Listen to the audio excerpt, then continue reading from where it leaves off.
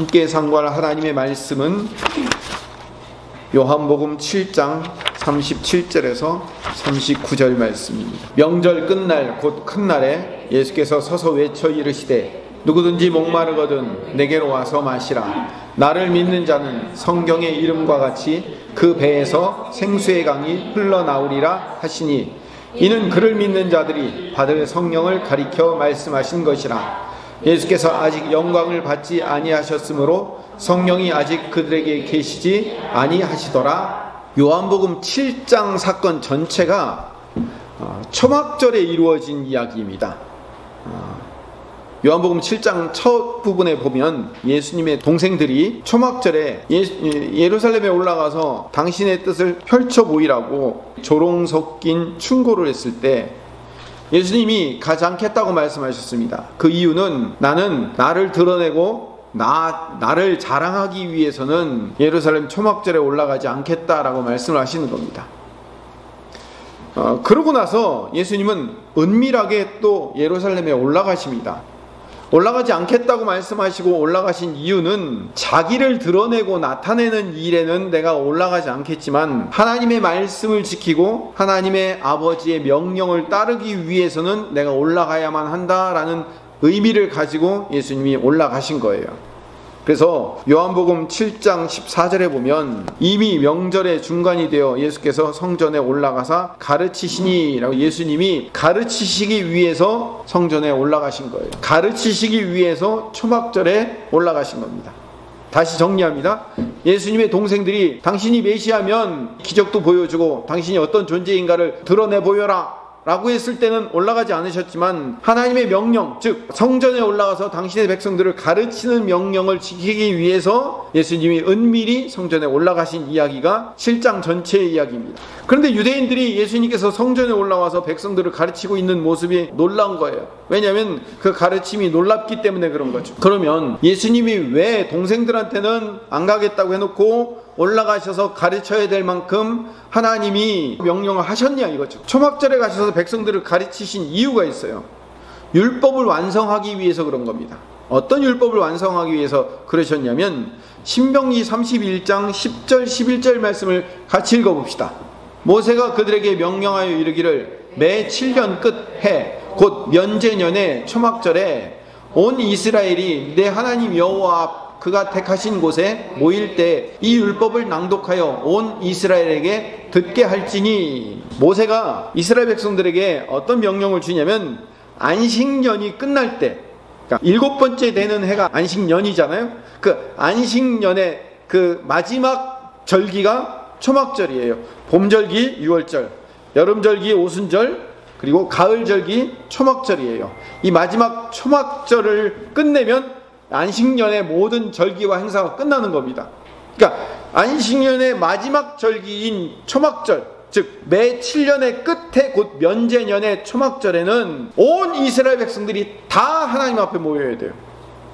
원래 1년에 3번씩 누가 예루살렘 성에 올라가서 예배를 드려야 됐어요?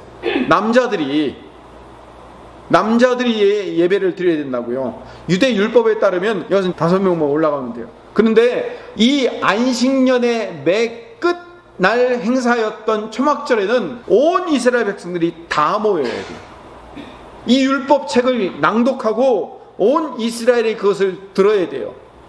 왜냐하면 온 이스라엘 백성들이 그 율법책의 말씀을 다 다시 한번 읽고 들어야 되는 이유는 7년에 한 번씩 율법을 온 백성들이 재교육 받아야 되기 때문에. 그래서 안식년 초막절에는 이스라엘 백성들이 7년에 한 번씩 모여서 성경을 창세기 1장 1절부터 신명기 다 낭독하고 백성들에게 가르쳐야 돼요. 예수님이 초막절 날 올라가셔서 백성들에게 말씀을 가르치신 이유는 이 신명기 31장 11절의 말씀을 당신이 이루기 위해서 올라가신 거예요. 그래서 새 모세가 되신 예수님께서 초막절에 율법을 가르치심으로 신명기 31장 1절의 말씀을 완성하시는 장면이 오늘 본문의 이야기인 거예요. 그래서 예수님이 올라가셔서 말씀하신 거예요. 근데 예수님께서 그 진리의 말씀을 초막절에 가르쳤는데 예수님이 진리를 가르치면 가르칠수록 유대인들은 예수님을 잡아서 죽이려고 그러는 거예요. 30절에 보니까 요한복음 7장 30절에 같이 읽읍시다. 그들이 예수를 잡고자 하나 손을 대는 자가 없으니 이는 그의 때가 아직 이르지 아니하였습니다. 잡고 싶은 마음은 굴뚝 같은데 아직 예수님을 잡지 못한 이유는 뭐예요? 아직 하나님의 때가 안 됐기 때문에, 아직 십자가의 때가 되지 않았기 때문일 뿐이지, 유대인들은 예수님을 잡아 죽이려고 안달이 났어요. 이 가짜 유대인들이 진리이신 예수님이 오셨음에도 불구하고, 율법의 주인이신 분이 오셨음에도 불구하고 진리를 알아보지 못하고 진리이신 분을 죽이려고 한단 말이에요. 옛 백성이었던 유대인들이 얼마나 무지하며 얼마나 하나님의 뜻을 모를 수 있는가를 보여주고 있는 거예요.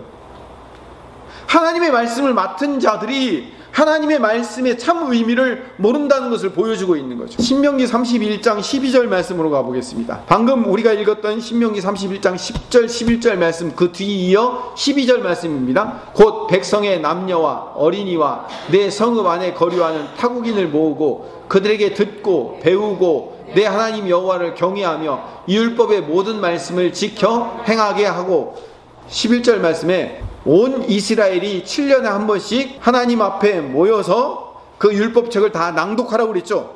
근데 누가 모이냐면, 다시 12절을 보여주시면, 곧 백성의 남녀 어린이 내 성읍 안에 거류하는 타국인, 그러니까 모든 백성은 다 모여서, 그 모든 백성, 그 하나님의 백성들은 하나님의 백성이 아니어도 하나님의 땅 안에 있는 자들은 몽땅 타국인까지 다 모여서 백성들을 가르치고 율법을 듣게 하라는 거예요. 원래 율법은요, 유대인들만 배우고 유대인들만 들을 수 있어요.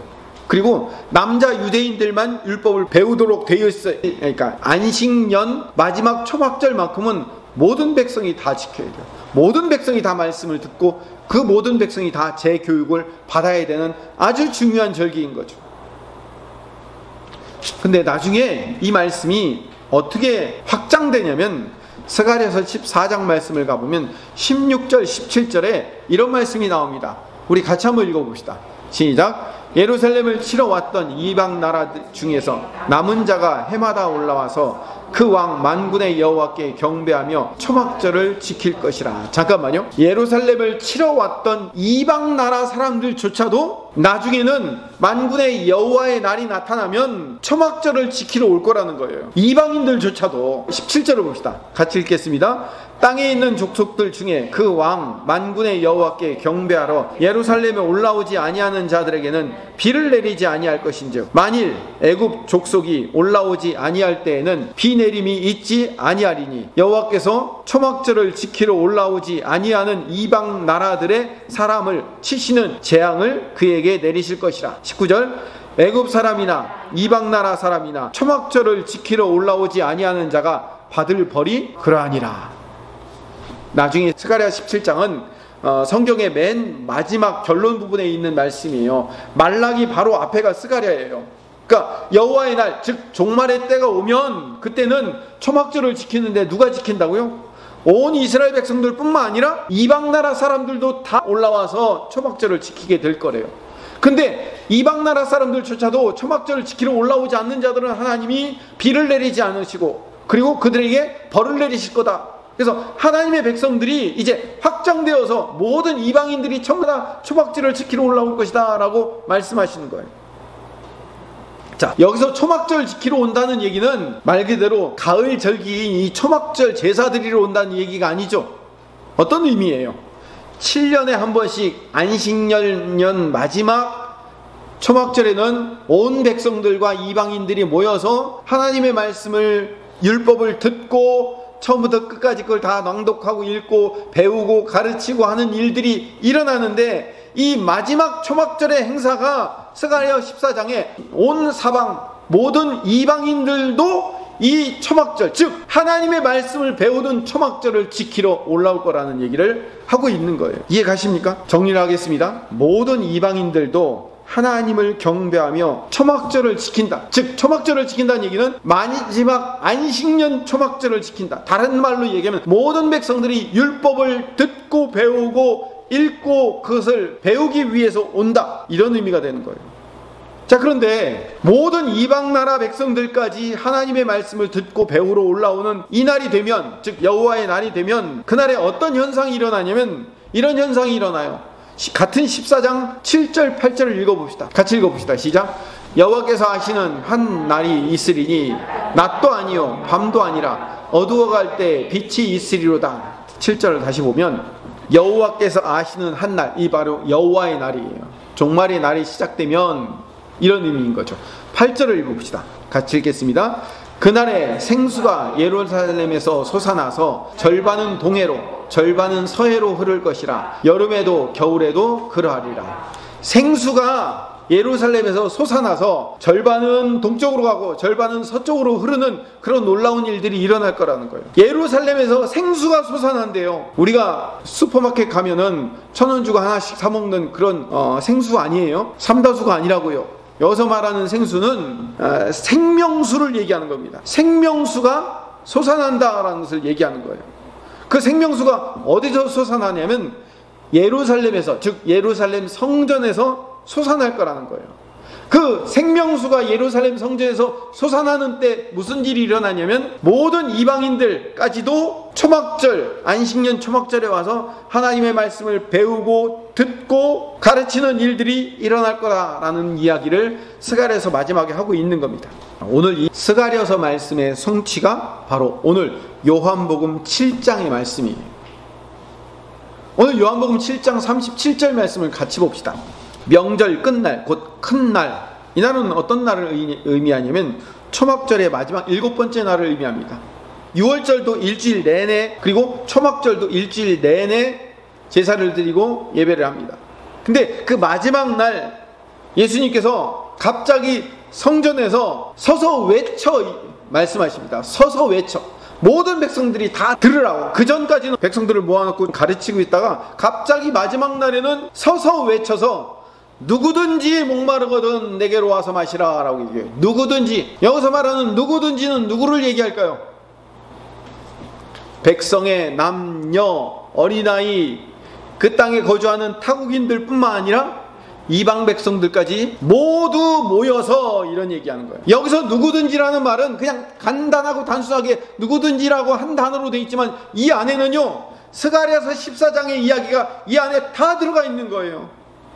온 열방에 있는 하나님의 백성들이라는 하나님의 백성들은 그들이 설사 유대인들을 치러 왔던 애굽인들일지라도 그들조차도 하나님의 백성으로 선택된 자들은 다 모여서 초막절 절기를 지키러 오는 자들이 올 거라는 거예요. 그 누구든지예요. 그 누구든지 목마르거든 내게로 와서 마셔라. 38절. 나를 믿는 자는 성경의 이름과 같이, 어떤 성경? 스가랴서 성경. 에스겔서, 그 에스겔서와 스가랴서의 성경에 말한 것과 같이 그 배에서 생수의 강이 흘러나오는 거예요. 아까 스가랴서 14장 7절 8절에 여호와의 날 온 백성들, 온 이방인들이 모여서 하나님을 예배하고 하나님의 말씀을 듣고 배우는 날을 어떤 일이 일어난다고요? 예루살렘에서 생수가 터져나와서 반은 동쪽으로 반은 서쪽으로 흘러내릴 거라고 그랬죠. 근데 그 예언이 예수님을 통해서 이루어진다는 거예요. 예수님이 오셔서 그 예수님이 복음을 전하고 그 예수님을 믿는 자들은 스가랴서 성경에 이른 것 같이 그 배에서 생수의 강이 터져나오는 거예요. 예루살렘 성전에서 터져나오는 생수가 아니라 이제는 우리의 뱃속에서 생수의 강이 터져나온다는 거예요. 이 초막절 마지막 날 예수님이 하신 말씀은 굉장히 특별한 의미를 갖고 있어요. 이 말씀을 더 잘 이해하기 위해서는요, 오늘 예수님 당시 유대인들이 초막절에 어떤 성전 행사를 했는가를 살펴보면 오늘 말씀을 더 잘 이해할 수 있습니다. 유대인들은요, 초막절이 되면 초막절 7일 내내 제사장들, 레위인들, 성전을 관리하는 모든 사람들이 전부 다 물동이나 물을 담을 수 있는 그릇들을 다 지고 실로암 못에 가요. 그래서 실로암 못에 내려가서 물을 다 떠가지고 그 물을 들고 성전으로 다시 올라가는 겁니다. 올라가서 그 물을 전부 다 제단에 부어요. 그러면 그 제단에 많은 사람들이 물을 부으면 그 물이 흐르겠죠. 흘러서 성전 동문, 성전의 동문은 항상 동쪽은 정문을 얘기하는 겁니다. 동문으로 흘러서 성전 밖으로 나가게 했어요. 근데 여리고성을 함락시키듯이 매일 하루에 한 바퀴씩 돌고 물을 붓고 하루에 한 바퀴 돌고 물을 붓고 하다가 마지막 날 7째 날에는 7바퀴 돌고 물을 붓는 그런 성전 행사를 한 거예요. 예수님 당시에는 왜 이런 일을 했느냐? 성막이나 성전은 하나님의 임재가 늘 있어 왔어요. 성막에도 하나님의 임재가 있어요. 출애굽기 40장 34절을 보면 구름이 회막에 덮이고 여호와의 영광이 성막에 충만하매, 여호와의 영광이 성막, 모세가 지었던 성막에 충만해요.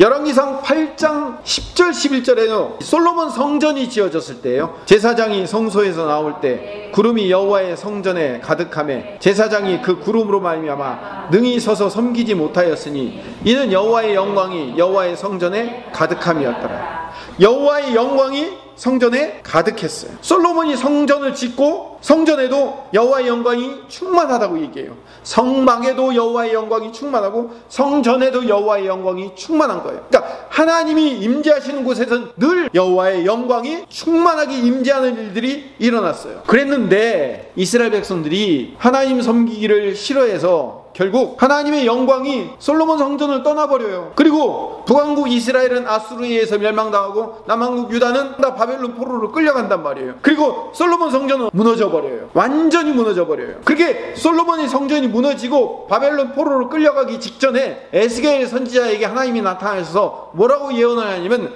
에스겔서 10장 18절에 보니까 같이 읽읍시다. 여호와의 영광이 성전 문지방을 떠나서 그룹들 위에 머무르니, 여호와의 영광이 솔로몬 성전을 떠나셨어요. 그러면 솔로몬 성전을 떠나면 성전에 외형은 갖춰져 있지만 하나님의 영광이 떠나고 나면 그 성전은 아무것도 아닌 거예요. 하나님의 영광이 떠난 다음부터 이스라엘 백성들은 바벨론 포로로 끌려가고 성전은 멸망당하고 유대인들은 전부 다 포로로 끌려갔어요. 근데 바벨론 포로로 끌려가 있을 때 에스겔에게 하나님이 다시 나타나셨어요. 그리고 내가 이제 새로운 성전을 줄게. 이 새로운 성전을 줄 텐데 이 새로운 성전에 다시 하나님의 영광이 임할 거야 라는 이야기를 예언해 주셨어요.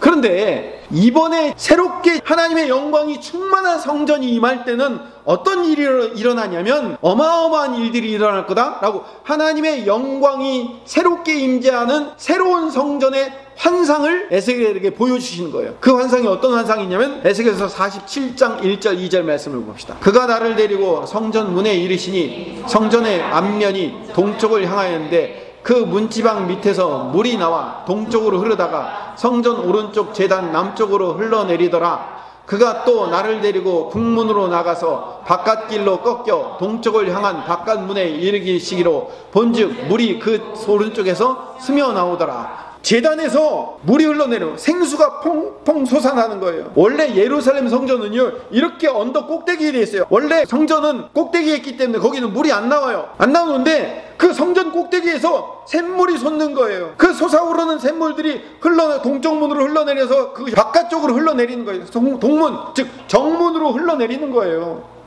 이런 놀라운 하나님의 역사가 일어날 거다라고 미리 예언을 해주셨어요. 자, 그런데 이 에스겔의 예언을 유대인들이 인위적으로 성취되었다고 스스로 생각을 한 거예요. 바벨론으로 포로로 끌려갔다가 다시 돌아왔어요. 그래서 스룹바벨 성전을 지었어요. 스룹바벨 성전은 솔로몬 성전이 이만하다면 스룹바벨 성전은 10분의 1도 안 돼요. 아주 조그만 성전이에요. 스룹바벨 성전을 지어놓고 제2성전이 되었는데 제2성전을 지어놓고도 헬라 시대에 안티오코스 에피파네스라는 악한 왕이 나타나가지고 이 성전에다가 돼지 피로 제사를 드리고 그 성전마저도 또 무너뜨리려고 하고 성전이 또 파괴되고 그러다가 로마 시대로 들어와서 헤롯이 유대인들의 환심을 사기 위해서 그 조그맣게 남아있던 그 스룹바벨 성전을 이전의 솔로몬 성전만큼 큰 성전으로 46년 동안 다시 증축하여 재공사를 한 거예요. 그래서 헤롯 왕에 의해서 솔로몬 성전하고 버금갈 만큼 큰 성전을 예수님 시대에 마련해 놓으니까 이 유대인들은 에스겔의 예언이 이루어졌다고 생각하는 거예요. 에스겔의 예언이 이루어지면 어떻게 해야 돼요? 환상 가운데 봤던 새 성전이 임하면 제단에서 샘물이 솟아나서 그 샘물이 동쪽문으로 흘러서 어떻게 흐르게 되냐면 자 읽어봅시다. 47장 1절 2절 읽었죠? 3절부터 9절 말씀을 계속 읽겠습니다. 시작. 그 사람이 손에 줄을 잡고 동쪽으로 나아가며 천척을 측량한 후에 내게 그 물을 건너게 하시니 물이 발목에 오르더니 다시 천척을 측량하고 내게 물을 건너게 하시니 물이 무릎에 오르고 다시 천척을 측량하고 내게 물을 건너게 하시니 물이 허리에 오르고 다시 천척을 식량하시니 물이 내가 건너지 못할 강이 된지라. 그 물이 가득하여 헤엄칠 만한 물이요 사람이 능히 건너지 못할 강이더라. 그가 내게 이르시되 인자야 내가 이것을 보느냐 하시고 나를 인도하여 강가로 돌아가게 하시기로 내가 돌아가니 강 좌우편에 나무가 심이 많더라. 성전에서 새로운 물이 흐르는 거예요. 그래서 이 성전에 물이 흘러내려가서 어떻게 되나요? 발목에 차고 무릎에 차고 허리에 차고 나중에는 이 물이 더 이상 사람이 건널 수 없을 정도로 헤엄쳐서 건너야 될 만큼 큰 강을 이룰 만큼 제단에서 흐르는 생명수가 흘러서 나온다라고 이야기를 하고 있는 거예요. 그러니까 유대인들이 실제로 아직 일어나진 않았잖아요. 그렇죠? 자기들은 새로운 성전이 만들어졌으니까 그 새로운 성전에 인위적으로 물을 부어서 생명수가 흐르는 것처럼 백성들에게 보여준 거예요. 가짜죠. 쇼를 한 거예요. 퍼포먼스를 한 거예요.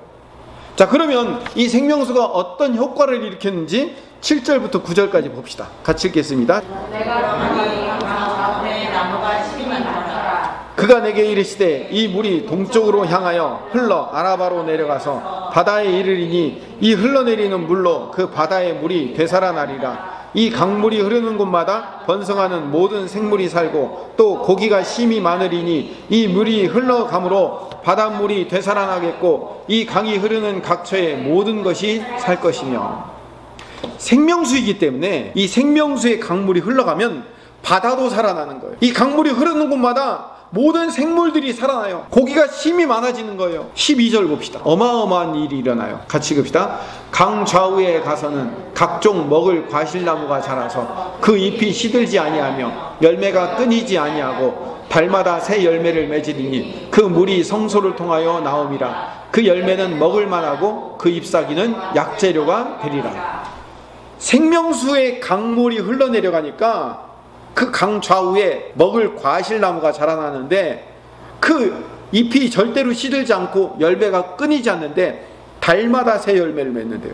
원래 과일나무 열매는 1년에 한 번 열매죠. 근데 이 생명수를 머금은 과일나무들은 1년에 12달이면 12달 내내 열매가 있는 거예요. 그 물이 성소를 통해서 나오기 때문에 그런 거예요. 그리고 그 열매는요 먹을 만한 열매가 되고요 모든 열매들이 다 먹을 수 있는 열매고, 그리고 그 잎사귀는요 약재료가 돼서요 그 잎사귀를 따먹으면 모든 병들이 낫는 그런 놀라운 만병통치약이 된다는 얘기예요. 제단에서 생명수가 흐르는데 그 생명수가 강이 되어 흐르기 때문에 정리를 합니다. 에스겔이 환상 가운데 본 것은 하나님의 영이 솔로몬 성전을 떠났어요. 근데 내가 너에게 새로운 성전을 보여줄 텐데 그 새로운 성전이 임하면 그 성전에서 제단 위에서 물이 흘러내려서 생명수가 흘러내려서 그 생명수가 강이 되어서 사방에 흩어져 나무들은 생명나무가 되고 그 잎사귀는 약재료가 될 만큼 어마어마한 일들이 온 세상에 퍼져나갈 것이다 라고 예언을 해주신 거예요. 자, 그럼 이 새로운 성전에서 흘러나온 물이 이런 놀라운 일을 일으키는 이 예언이 언제 완성될까요? 요한계시록에 완성이 됩니다. 요한계시록 22장 1절 2절 말씀을 읽어봅시다. 또 그가 수정같이 맑은 생명수의 강을 내게 보이니 하나님과 및 어린 양의 보호자로부터 하나님과 어린 양의 보호자로부터 흘러나오는 거예요. 원래 구약시대 에스겔의 예언에서는 성전에서 흘러나왔는데 이제 요한계시록에서는요 하나님과 어린 양의 보호자에서 흘러나오는 거예요. 그런데 요한계시록 22장의 구조를 잘 봐야 되는데 요한계시록 21장 새 예루살렘 성이 내려와요. 근데 그 새 예루살렘 성에는 성전이 없어요. 왜 성전이 없지? 성전이 있는 자리에 하나님과 그 어린 양이 계시는 거예요. 이제 하나님과 어린 양이 계시니까 성전이 필요 없어요. 어린 양 보호자에서 에스겔이 봤던 그 생명수가 흘러나오는 거예요. 그래서 22장 2절 같이 읽읍시다. 시작. 길 가운데로 흐르더라. 강 좌우에 생명나무가 있어 12가지 열매를 맺되 달마다 그 열매를 맺고 그 나무 잎사귀들은 만국을 치료하기 위하여 있더라. 어린 양의 보호자로부터 흘러나오는 생명수가 강 좌우로 생명수를 흘러내려서 생명나무가 열매가 맺어지고 그 열매는 만국을 치료하는 나무의 열매들이 되는 거예요. 결국은 에스겔의 예언이 예수님을 통하여 종말의 때 완성되는 거예요. 하나님과 어린 양의 보호자로부터 흘러나오는 물이 생수의 강이 되어 그 물이 생명수가 되고, 에스겔의 예언이 최종 완성되는 것은 어린 양의 보호자로부터 흘러나오게 되는 거예요. 유대인 이야기로 다시 돌아갑시다. 유대인들은 이 에스겔의 예언, 즉 성전 동쪽에서 흘러나오는 생명수를 초막절 때마다 자기들이 스스로 만들어낸 거예요. 실로 못에 가서 물을 길어와서 부어가지고 생명수 퍼포먼스를 한 거예요. 생명수 쇼를 벌인 거라고요. 그들이 길어온 물은 생명수가 아니죠. 가짜로 물을 길어서 제단에 부어서 에스겔의 예언이 이루어진 것은 그냥 보여주기 행사에 불과한 거예요. 물론 그들이 처음부터 보여주기 위한 것으로 시작하진 않았겠죠. 처음에는 초막절에 하나님의 생명수가 흐르는 성전이 되기를 바라는 마음에서 백성들에게 퍼포먼스를 시작했을지는 모르겠지만 결국은 그것이 1년 되고 10년 되고 계속 그 행사가 이어지면서 가짜로 생명수가 제단에서 내려온다는 것을 백성들에게 보여주는 쇼가 됐을 뿐이에요. 진짜 생명수는 아니죠. 유대인들이 이렇게 헤롯 성전을 만들어 놓고 가짜로 생명수를 제단에 붓고 있었어요. 그들이 진짜 하나님의 영광을 기대하고 하나님을 위해서 살았던 하나님의 백성이 아니었다라는 사실을 보여주는 사건이라고요. 자, 그럼 이제 오늘 말씀을 정리하면서 오늘 본문으로 다시 돌아가 봅시다. 예수님께서 초막절 내내 백성들을 가르치시다가 마지막 날 누구든지 목마르거든 내게로 와서 마시라 라고 이야기한 것은, 여기서 말한 누구든지라는 것은 아까 스가랴서 14장에 얘기했던 온 백성들, 이방인들을 포함한 모든 하나님을 알고 믿는, 하나님을 아는 백성들은 다 모이게 되는 거예요. 그래서 누구든지 목마르거든 내게로 와서 마시라는 거예요. 예수님에게 와서 마시면 되는 거예요. 38절, 나를 믿는 자는 성경의 이름과 같이, 어떤 성경? 에스겔서의 성경, 스가랴서의 성경, 그 성경에 이런 것 말씀한 것과 같이 그 배에서 생수의 강이 흘러나오는 거예요. 이 말씀이 아주 깊은 말씀이에요. 아주 중요한 말씀이에요. 에스겔서의 예언이 1차적으로 예수님을 통해서 완성된다는 얘기예요. 지금까지 얘기했죠. 예수님이 생명수의 강물을 흘러내리는 원천이 되는 거예요. 그래서 어린 양의 보좌에서 생명수가 흘러나오는 거잖아요. 예수님이 새 성전이 되시고 예수님에게서 생명수가 흘러나오는 거예요. 예수님께서 십자가 위에 흘리신 물과 피가 생명수였어요. 근데 오늘 말씀에 굉장히 놀라운 것은요, 예수님에게서 생수의 강이 흘러나오리라 라고 하지 않고 성경의 이름과 같이 나를 믿는 자는 그 믿는 자들의 배에서 생수의 강이 흘러나온다 라고 말씀하셔요. 이게 놀라운 이야기예요. 왜 이게 놀라운 이야기냐면 구약의 옛 성전에서 이미 하나님의 영광이 떠났다고 그랬죠. 그래서 예수님의 예언대로 돌 위에 돌 하나도 남지 않고 몽땅 다 파괴될 거예요. 유대인들의 초막절에 실로와 못에서 기르다가 제단에 붙던 가짜 성전은 그 기능을 상실했기 때문에 성전이 파괴되고 끝날 거예요. 근데 새로운 성전이 세워진다고요. 그 새로운 성전이 누구실까요? 예수님이 새로운 성전이고 예수님이 에스겔서와 스가랴서의 예언을 완성하시는 새 성전이 되신 거예요. 요한복음 2장 19절에서 21절 같이 읽겠습니다. 예수께서 대답하여 이르시되 너희가 이 성전을 헐라 내가 사흘 동안에 일으키리라. 유대인들이 이르되 이 성전은 46년 동안 지었거늘 내가 3일 동안에 일으키겠느냐 하더라. 그러나 예수는 성전된 자기 육체를 가리켜 말씀하실 거라. 예수님이 성전이시기 때문에 예수님에게서 생명수가 나오는 겁니다. 그리고 그 예수님을 주님으로 인정하는 자들에게 예수님의 영이신 보혜사 성령님을 주시겠다고 약속하셨어요. 요한복음 14장 16절 17절 마지막 말씀입니다. 같이 읽읍시다. 내가 아버지께 구하겠으니 그가 또 다른 보혜사를 너희에게 주사 영원토록 너희와 함께 있게 하시리니 그는 진리의 영이라.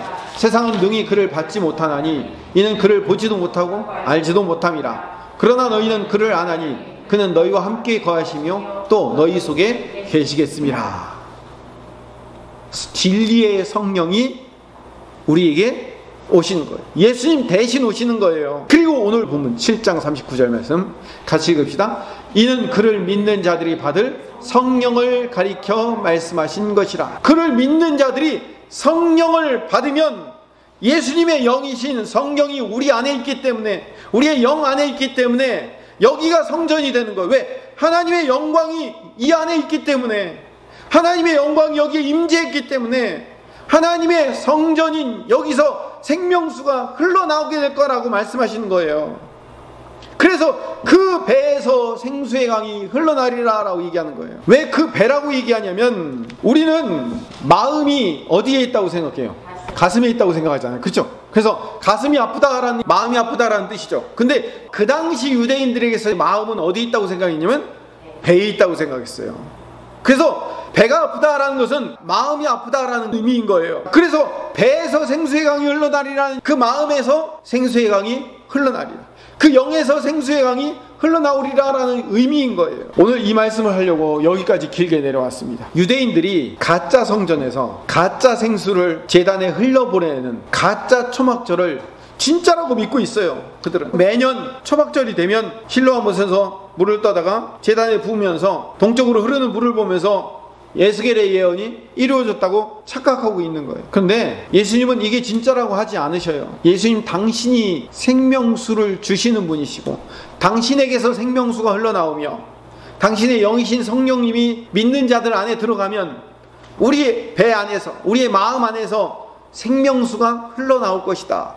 이게 에스겔서와 스가랴서의 진정한 예언의 성취가 될 것이다 라고 말씀하신 거예요. 이 생명수는 에스겔서와 요한계시록에서 예언이 성취되고 있는 것처럼 생명을 살리는 생수가 나오는 거예요. 어디서요? 여기서 나오는 거예요. 성령을 받은 자들, 성령으로 충만한 자들 안에 생명수가 흘러나오게 돼 있어요.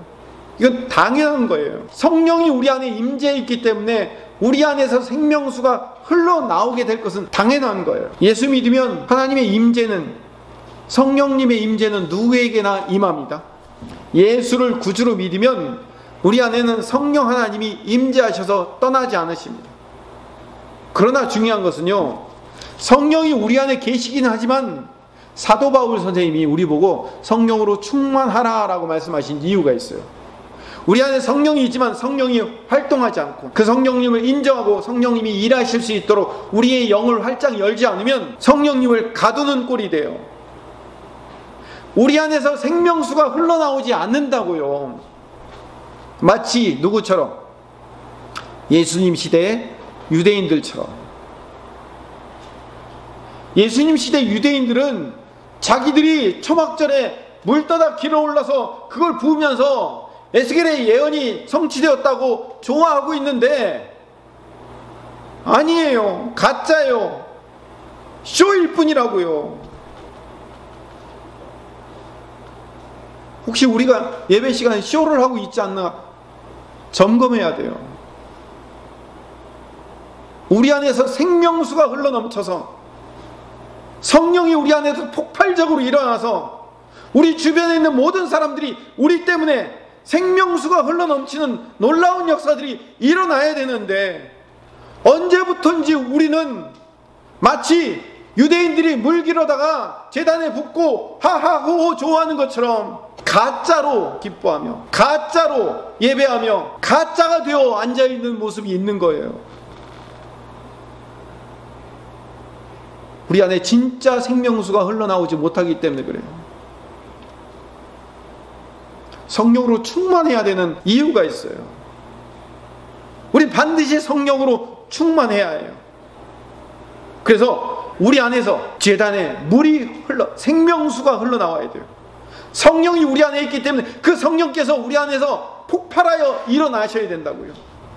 그래서 온 땅을 적셔야 된다고요. 우리의 심령에서 생수의 강이 흐르도록 함께 기도하시기를 간절히 소망합니다. 우리 그렇게 해야 돼요. 오늘 성령 강림 주일이잖아요. 소위 말하는 오순절이잖아요. 2000년 전 성령께서 우리에게 임재하심으로 말미암아 성령의 폭발적인 역사가 시작되었잖아요. 근데 지금 우리는 하나님의 임재가 있습니까? 하나님의 영광이 있습니까? 성령 하나님의 생명수의 강물이 우리 안에서 폭발적으로 역사하며 흐르고 있습니까? 그렇다면 우리는 다시 한번 성령 하나님, 내 안에서 생명수가 흐를 수 있도록 하나님이 역사하여 주시옵소서. 우리 이렇게 기도해야 됩니다. 성령은 우리 안에 계십니다. 그분이 일하실 수 있도록 우리의 마음과 우리의 영을 열어야 됩니다. 여러분 그렇게 여시기를 간절히 축원합니다. 여시기를 소망합니다. 오늘 성령 강림 주일을 유대인들처럼 기념으로 끝낼 수는 없습니다. 퍼포먼스로 끝낼 수는 없습니다. 우리 안에서 생명의 샘물이 솟아나 우리 자녀들, 우리 가정, 우리 교회, 세상에 그 생명수가 넘쳐 흐를 수 있도록 우리 함께 같이 기도하셔야 됩니다. 그 기도하는 일에 동참하시기를 간절히 소망합니다. 우리 함께 성령이 오셨네 찬양합시다.